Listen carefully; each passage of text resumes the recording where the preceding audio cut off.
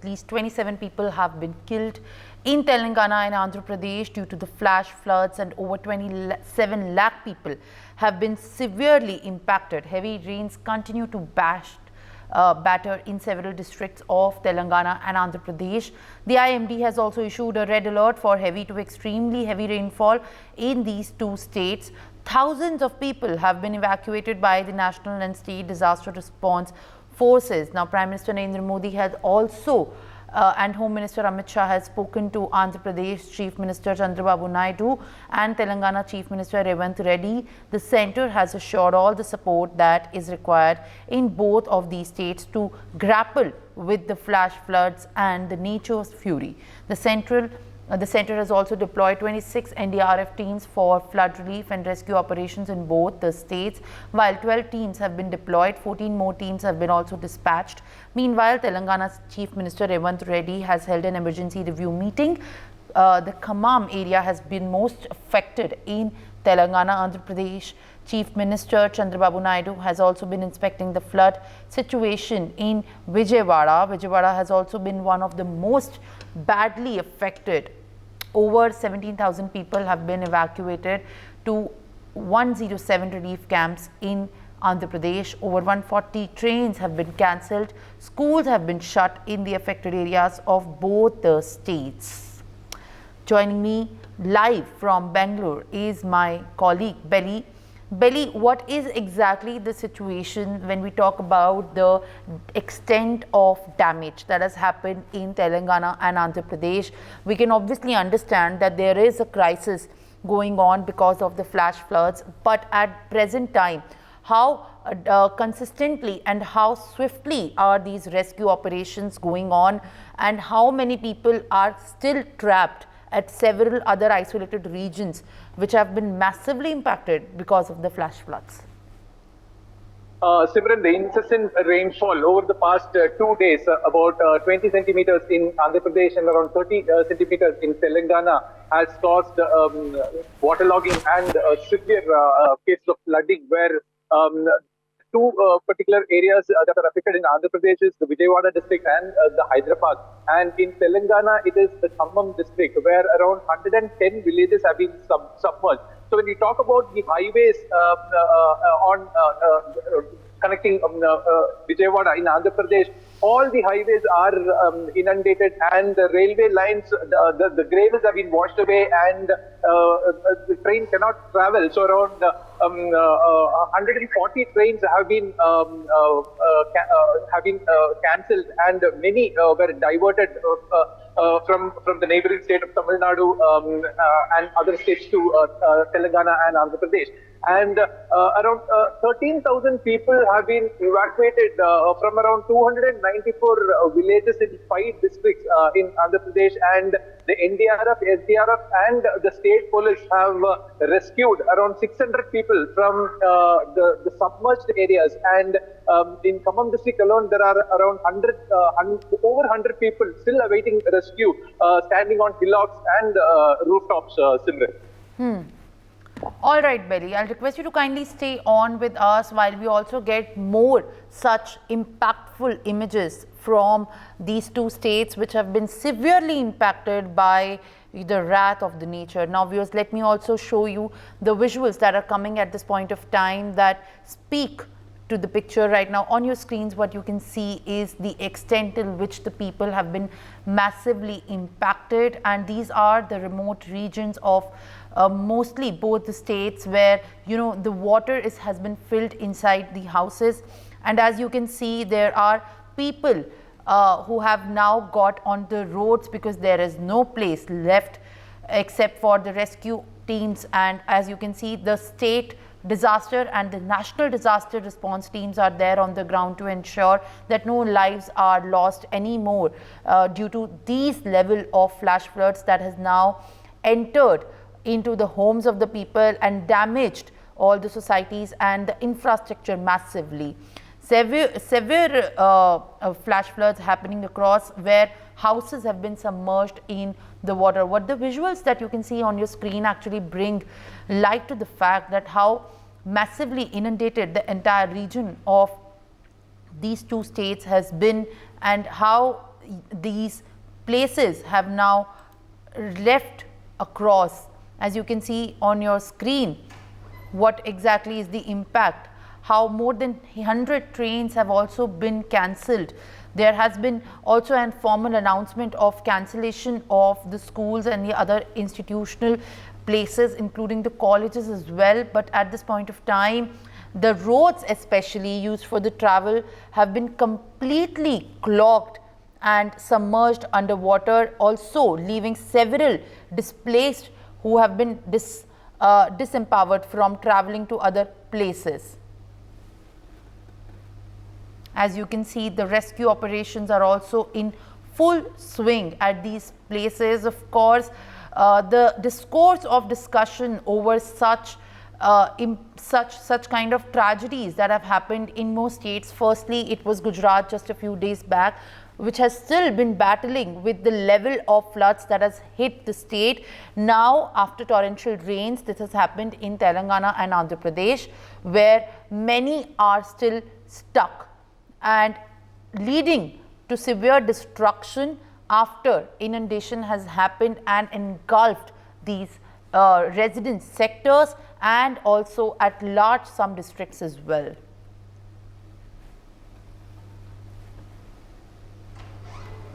All right. Joining me on the broadcast is my colleague Ramesha. Ramesha, as you join us, kindly bring us the latest that has been going on the rescue operations. While we understand that the rescue operations indeed are a difficult carry out work to be undertaken at this point of time, because the scale of rescuing a lot of residents is massive. But at this point of time, what more help is being sought by these two states from the center? Are there more measures that are being taken by the center to ensure that adequate financial assistance is being provided? Yes, Simran, Prime Minister Narendra Modi spoken to both the chief ministers and assured their assistance to whatever they required. Already from Visakhapatnam, the helicopters have been provided to both the states to airlift the people who are stuck in the remote places, and other boats and other things through NDRF they are given. In Vijayawada, it's the major worst affected, flood affected area where the city, the people are stuck inside the houses and they are seeking their food and other water facilities. They are required. The airdropping of water and food has been started from in Vijayawada and other areas where people are seeking. The 24 hours this control room which has started from the state government, separate numbers has been provided, 112 and 107 is separate, apart from 108 this control room numbers. Through this Chandrababu Naidu, Andhra Chief Minister, he himself monitoring the situation and getting the calls, and he is assisting the people. Till morning 4 a.m. he visited the flood affected areas and assured them from morning onwards they will be shifted to the nearest safest places. They are located many Kalyan Mandapams, that is the wedding halls and other places to shift the people who are stuck in the flood, and at the same time, if the necessary areas are not located, they will be shifted to the safety secured hotels also. They identified some hotels where people have to be shifted.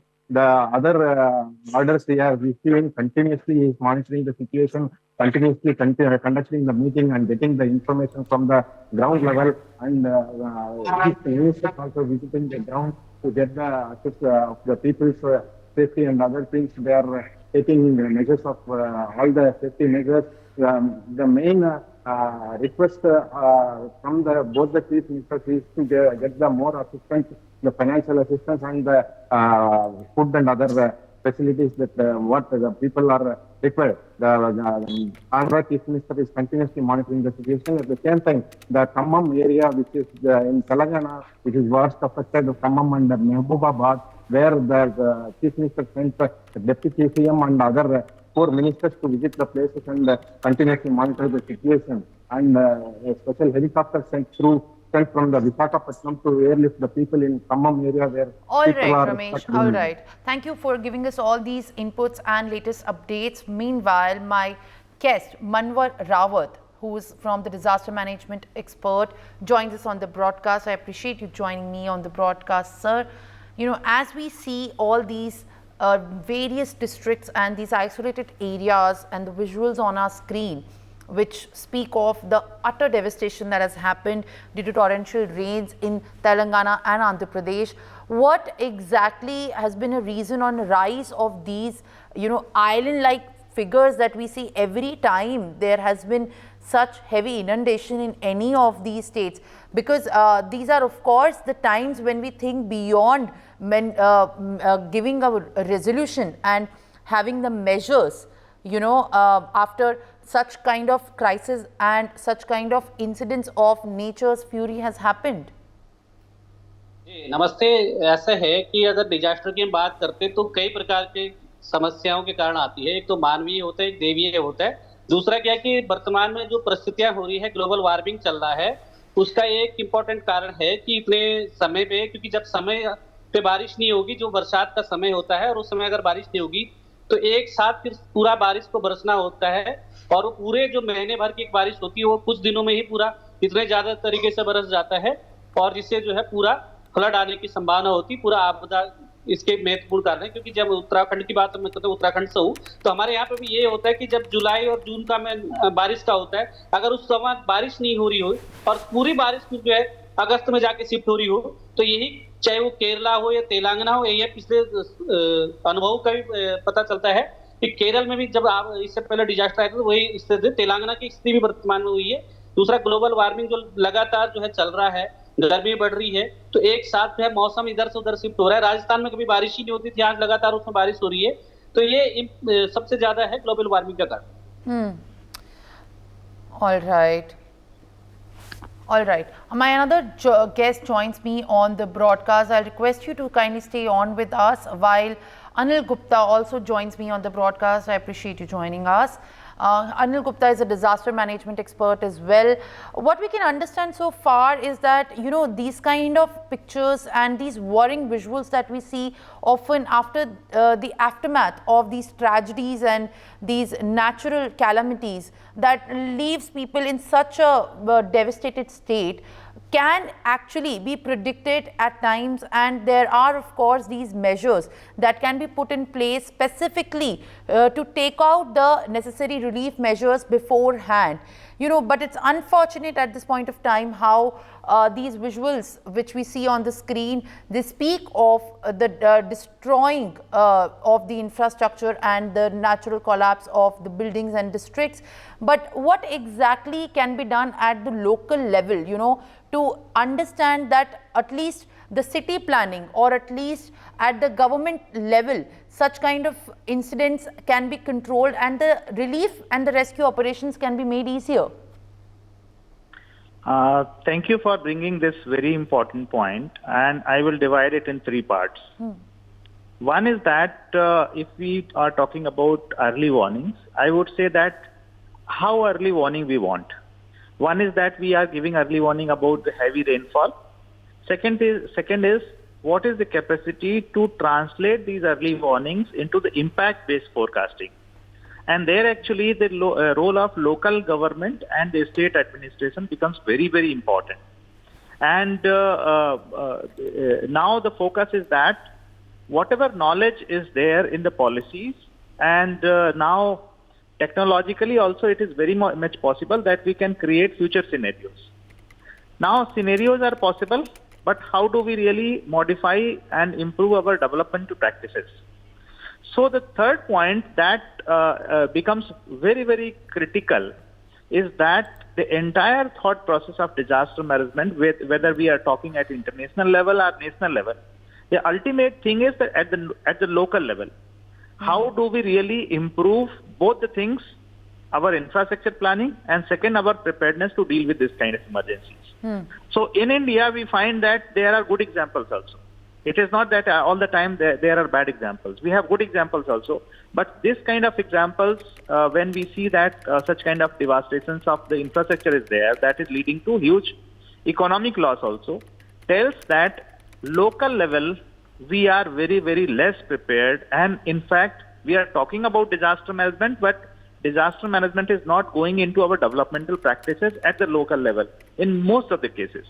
So I think the focus has to be that and one thing that we cannot say that there has not been any early warning. In fact, now we all know, we have recognized that climate change is a reality, and this kind of extremes can occur any year.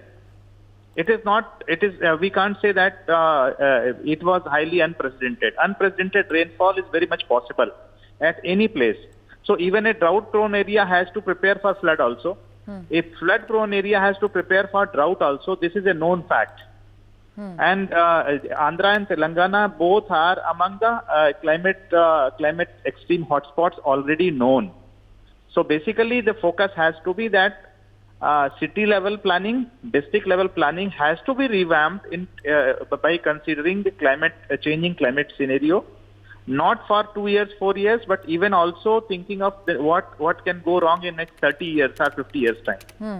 So that has to be focused. We have very good examples also coming up, but these good examples have to be replicated.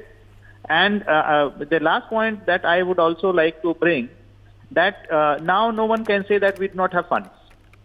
The government of India has created a very strong funding mechanism in the country, and all the states also have enough fund for carrying out research, improving the early warning translation into the impact-based forecasting, and undertaking good demonstrable models. The gap is basically in terms of capacities. There are very few experts who can really help in doing this. So the focus has to be on professional capacity building and coming up with demonstrable model, that how do we really we do this. So current focus now is on that. Sir, also when you put this all in perspective, you know how the warnings have to be very concretely viewed, but at the very same time, are there any key examples that we can look at this point, you know, of preventing such massive level and large scale level kind of calamities, especially at the state level, because these are the regions which wash away the villages, mostly in a lot of cases districts, and the recent example of such a high level crisis what we have seen unfolding in Wayanad as well. And what we importantly need to do at this point of time is also to lead by example. Is there an example in your mind at this point to begin citing when we talk about such cases? I would promptly refer to one is the recent one, Cyclone Biparjoy. If we look at the Cyclone Biparjoy, how the state of Gujarat handled it, and even there were so many deliveries during that period, and very safely those deliveries were occurred because of the proactive and prompt actions and a very coordinated action. In recent past, I think 2-3 weeks before, there were incident of heavy rainfall in some of the districts of Uttar Pradesh, and in Uttar Pradesh also they evacuated people well in time. But this is about the human being. Now the focus on infrastructure when it comes, then probably we will have to go and see the kind of changes that has been brought by the administration in Orissa. Orissa is a chronically cyclone prone area. Regularly the cyclones come. They have used the lessons that what kind of infrastructure gets damaged, what kind of design parameters have to be changed, and they take it very sincerely. So I think these examples, some examples from Odisha, some examples from Gujarat and Uttar Pradesh also I referred. We can get some examples from other states also. Even if we find that maybe in the past we may get good examples from Andhra and Telangana also. But how do we really replicate those good examples? That is the key issue.